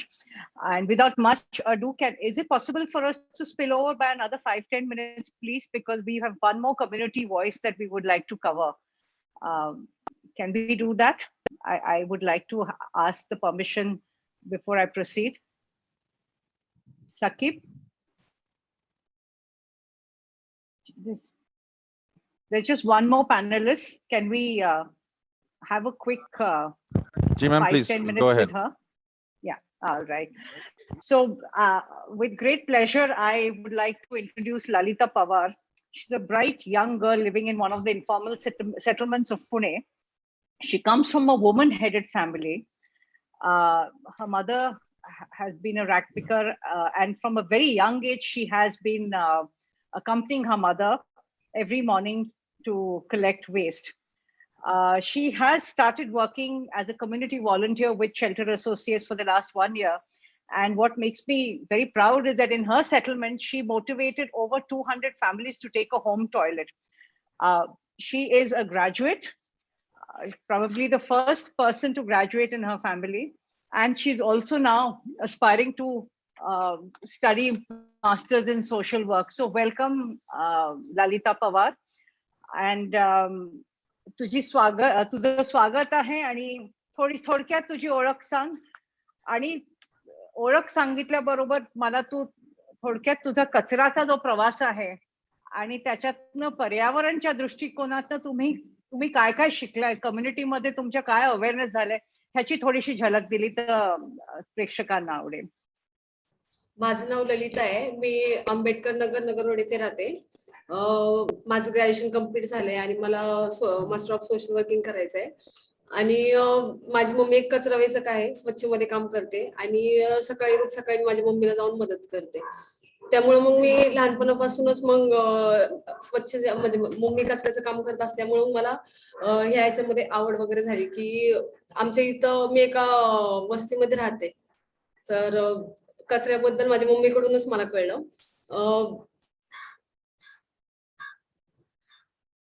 Okay, तुम्ही जेव्हा कचरा गोळा करता तेव्हा लोकांपर्यंत काय निरोप देता? कारण की मला माहिती की तुम्ही कचरा विघटन लोकांना करायला सांगता, पण त्याच्याबरोबर तुमचं काय मेसेजिंग जातं त्यांना पर्यावरणच्या दृष्टिकोनात तुम्ही त्यांना कसे म्हणजे जनजागृती करत असता ह्याच्यावर थोडंसं ह्याच्याबद्दल थोडंसं बोल.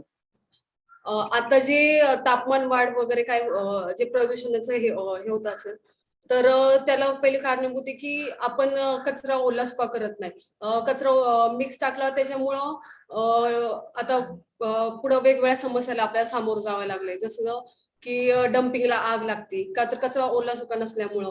आणि त्यामुळं आणि काही लोक कचरा पाण्यात वगैरे टाकतात, नदीत टाकतात, मग तो कचरा जाऊन समुद्राला वगैरे मिळतो, त्यामुळे पण समुद्राची पातळी वाढली, त्यामुळे पण पूर वगैरे किंवा अवकाळी पाऊस वगैरे अशा समस्याला आपल्याला सामोरे जावं लागायला लागले. जर आपण कचरा ओला सुका केला तर ते आपण थोडासा प्रदूषण कमी करण्याला हातभार लावू शकतो. बर, तू गेले वर्षभर शेल्टर असोसिएट बरोबर एक घर एक शौचालयावर काम करते आणि त्याच्यामध्ये व्हॉलंटियर म्हणून तुला जबाबदारी दिली गेली होती बऱ्याच एका पॉकेटची संपूर्ण. तर तो प्रवास थोडा सांग आणि तुझा डेटा बरोबरचा काय अनुभव आहे तेही सांग प्रेक्षकांना. आधी मी म्हणजे आमच्या वस्तीबद्दल मला माहित नव्हतं.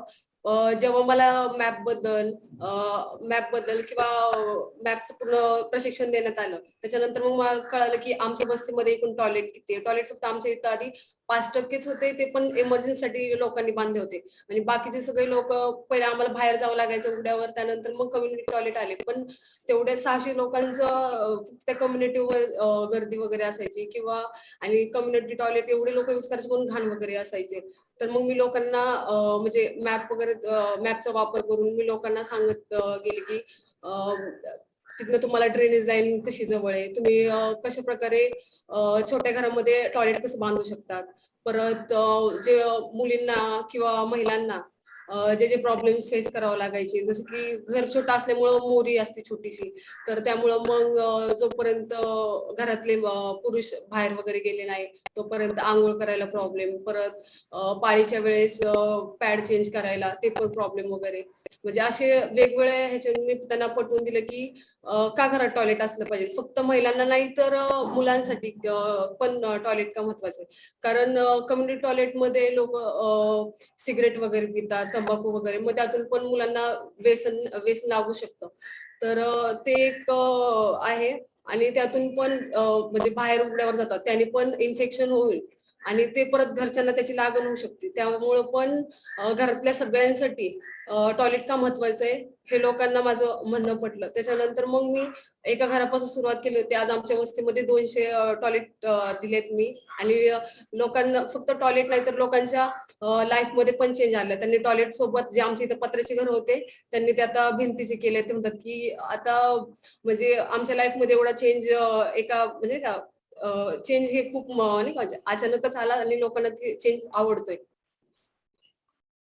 बरं, आणि डेटाचा वापर तुम्ही कसा करताय? एक म्हणजे टॉयलेट द्यायला केला, पण समजा त्याच्या पुढे जाऊन तुम्हाला डेटाचा वापर करावा लागला तर काय तुम्हाला वाटतं की त्याच्यामध्ये म्हणजे त्याच्यामुळे तुम्हाला बेटर गव्हर्नन्स कडे जाता येईल किंवा तुम्ही केलंय का? आता तुमच्या इथे जर काही समस्या उद्भवल्या तर डेटाच्या माध्यमातून काही सोडवायचा कधी काही प्रयत्न केलेला आहे का?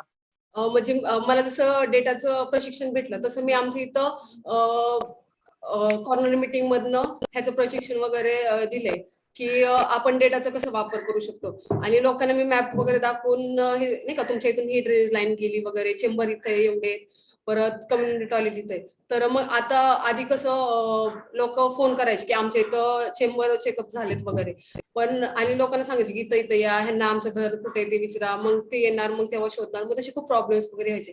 पण लोक आता आमच्या इथल्या एक मावशी त्या फक्त दुसरी शिकल्यात, त्यांना ते मोबाईलवर वगैरे दाखवलं, त्यांना ते खूप छान आवडलं. तर त्यांनी जेव्हा त्यांच्या इथं चेंबर चेकअप वगैरे झाले तर त्यांनी ते मॅपवरूनच त्यांना सांगितलं की माझं घर इथं आहे, ही लाईन चेकअप आहे आणि ही काढा. मग म्हणजे नाही का हे मॅपचा असा वापर होतो की वॉर्ड आणि नागरिकांना ह्या डेटाचा खूप म्हणजे त्यांना त्यांच्या समस्या सोडवण्यात एकदम हेल्पफुल आहे हे डेटा. आणि मला पण लोकांना म्हणजे सांगण्यात चांगलं वाटतं, म्हणजे नाही का लोकांचे प्रॉब्लेम सॉल्व्ह होतात ह्या डेटाच्या ह्याच्यातनं, की ड्रेनेजचे असो किंवा पाईपलाईनचे वगैरे काय असो, तर मग ते सॉल्व्ह व्हायला लागले. तर हा जो प्रवास होता तुझा व्हॉलंटिअरमुळे, तर त्याच्यामध्ये तुला असं वाटतं का की ह्याच्यामुळे काही सबलीकरण काही तुमच्या लोकांचं झालेलं आहे की जेणेकरून पुढे जाऊन तुम्हाला तुमच्या वस्त्यांमध्ये कुठलीही समस्या असली तरी तुम्ही त्याला सामोरं जाऊ शकता, असं असं कुठेतरी तुम्हाला ते वाटतंय का ही जी प्रोसेस? कारण की तुम्ही लोकांबरोबर विविध म्हणजे प्रत्येक घराघरातनं तुम्ही गेलेला आहे ह्या माध्यमातून, बरोबर? जे हो. कदाचित तुम्ही आधी कधी गेलेलाही नसाल, इतकं तुमचं लोकांबरोबर जो एक तुम्हाला एक संधी मिळाली प्रत्येक घरामध्ये जाऊन प्रत्येक कुटुंबाशी बोलायला, तर त्याच्यातनं तुम्हाला वाटतंय का की वस्तीमधली जी जनजागृती झाली त्याच्यामधनं महिलांचं सबलीकरण झालेलं आहे का? ह्याच्यावर थोडस तू प्रकाश घालू शकतेस का?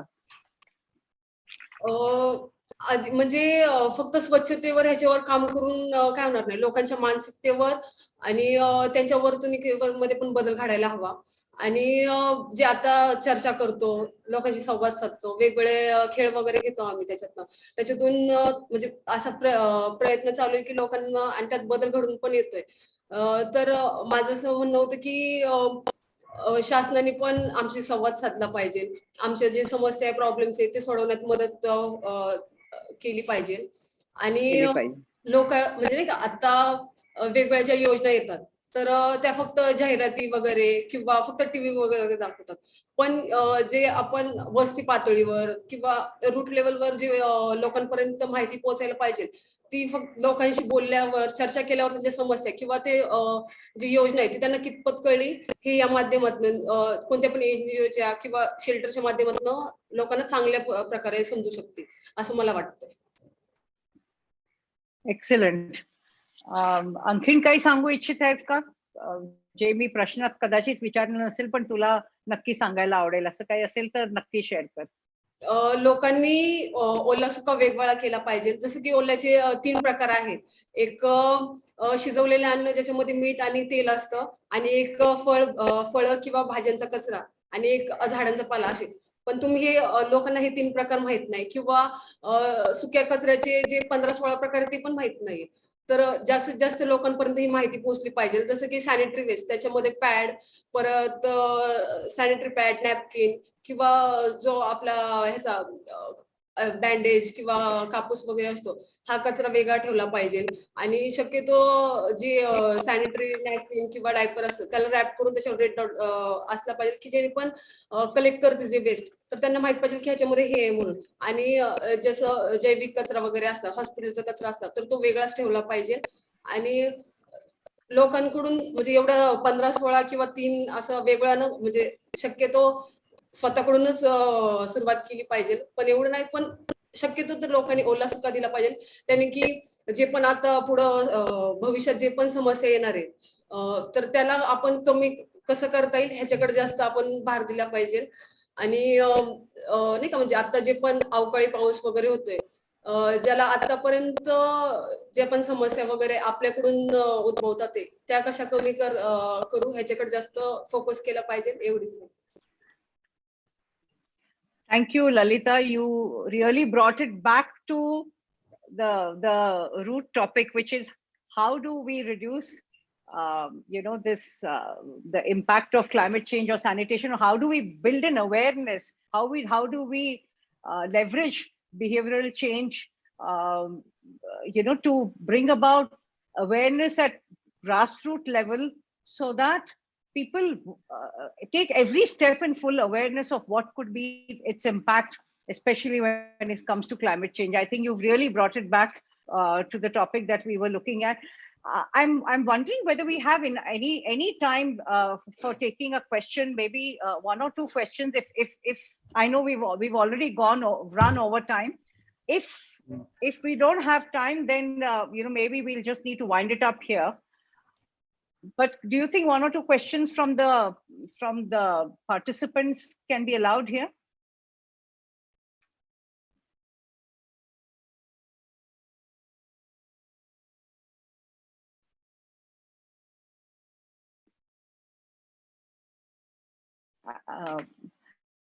Okay. Sure, There's a ma'am. long silence. Apologies, ma'am. Sorry, please go ahead.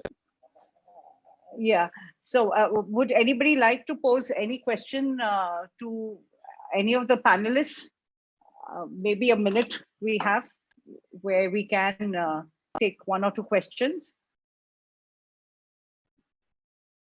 Kindly put up your hand so that we will know.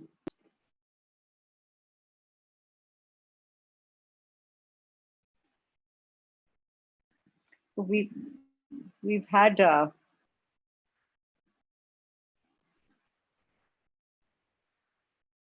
Okay, I think we probably wind it up here, but I think some of the key things that have come out in these discussions, which I think Gitanjali, you must have captured. Do you think you can put it out as a couple of slides? I mean, if we can sort of wrap it up with that.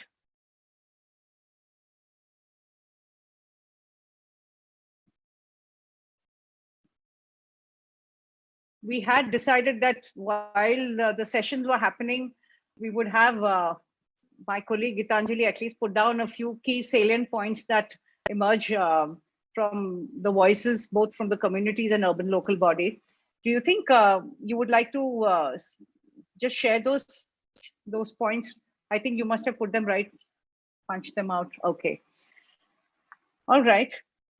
So I think I would like to just wrap up by saying that all these voices and the research that has gone into it, the studies that we've done, our entire personal experience of working with sanitation really boils down to a few things which we feel can be built in far more strongly into the climate change policy in the COP27, which is going to be held later this year.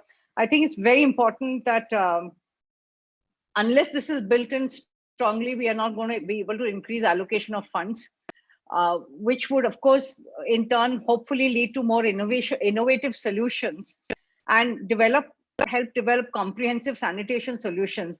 And second thing, which we feel really strongly about, is a data-driven approach. We need to have good data sets which actually capture the hotspots, vulnerable areas, which should be reliable, of course, so that it can help in decision making. Data needs to be brought into the public domain so that it also and updated also periodically, so that then you can give timely response and work out effective solutions. I think these are 2 points which are, there are some more coming. Okay. Empowering the communities, I think there are no shortcuts to this. Behavioral change has been already highlighted quite strongly in some of the earlier slides that I have shared with you. Unless we build in that awareness around climate change, unless we build in IEC material, unless there is funding allocation made, for a very robust kind of empowerment of communities, across cities, across nations, we're not going to be really able to tackle, because just having policies in place does not help. You need to have people really participating in the true spirit to mitigate a lot of these threats that we are facing. And practically, if you look at it, I think it's the urban local bodies who really have to emerge as the sanitation leaders. And if we can have sensitization of local governments regarding climate change and sanitation, capacity building in data, risk assessment and innovation, responsiveness, to the needs of poor community, I think ULBs need to really be talking to each other. I think Navi Mumbai has taken several steps. I think it's probably the only city which has planned for a certain population, going into the future. So they don't have any untreated sewage going into the river, which I think is a great achievement. The way they've handled the wet waste, the dry waste. If these learnings cross learnings, I think is also the need of the hour, and certain allocations need to be made even towards that. So I think with these few points, which we will elaborate a little bit more in the note that we will submit, I would like to end this session.